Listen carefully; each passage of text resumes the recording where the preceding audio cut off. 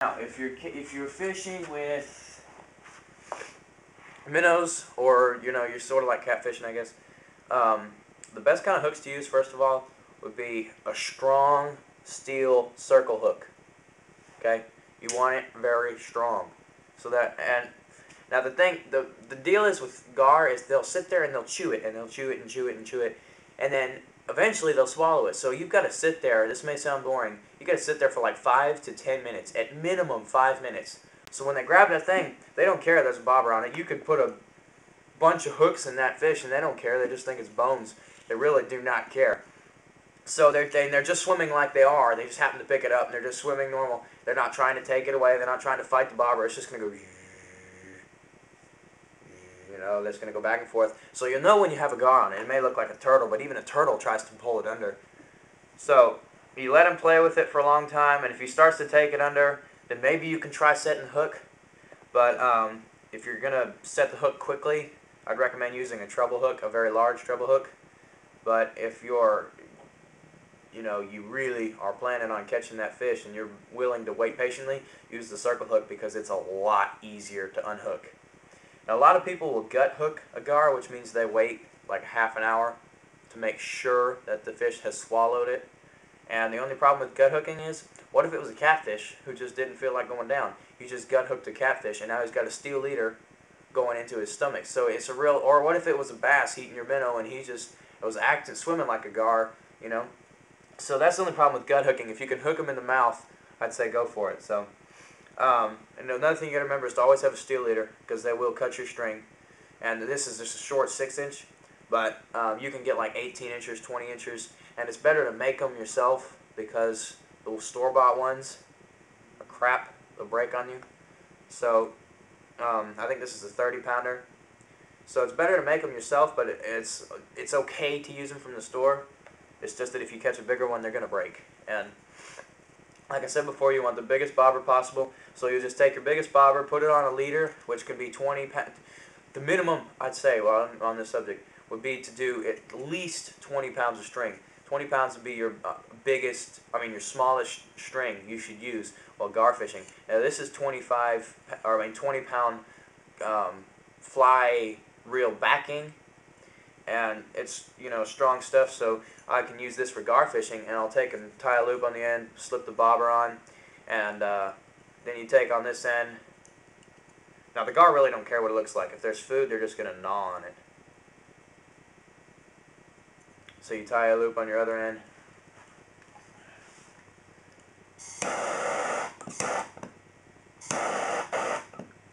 I don't like cutting stuff. And then you put your leader on. Now, like I said, this is totally. Like I said, you don't need to have it very deep because you always see gar on the top of the water. They're a shallow water fish. They're never really deep. This is about the deepest you'll probably need to go most of the time. So you take and you put your circle hook on or whatever, or treble hooks, and that's a good gar rig to make. And that can be long, you can be short, but personally, I always make it shorter because the gar are shallow water fish. And if they're in the deep water, they're most of the time going to be up at the top of the water. So that's a couple of gar fishing techniques for you. Another thing I was going to say is when a nylon rope has a center to it, you can pull out the center and make it smaller.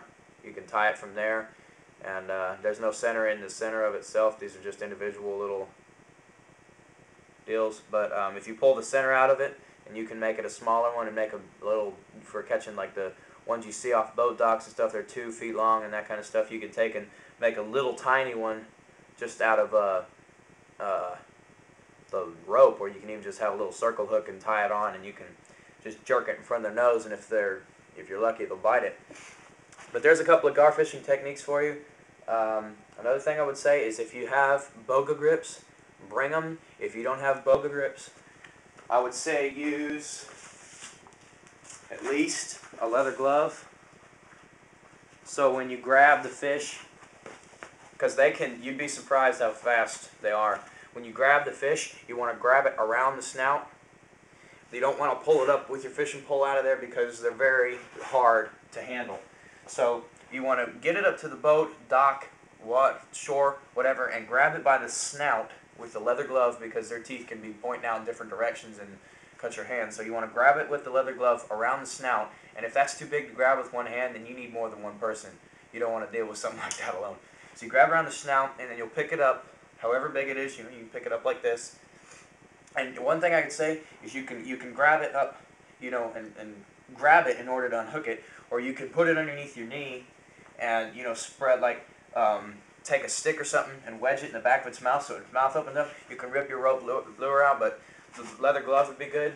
If you don't have either of those, fishing pliers work good. They have a tooth on the end.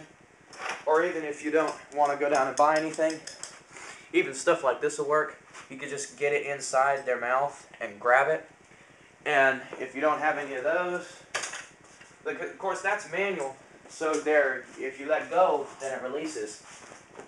You can take vice grips. That way when you grab the fish, you can grab it in around his mouth and lock it.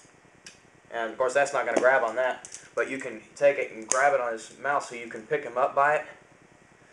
So if you can go in your dad's shop and find some of these, because that's where I'm getting them now, and it locks, and then you can release it, which these do not release. There. And then, of course,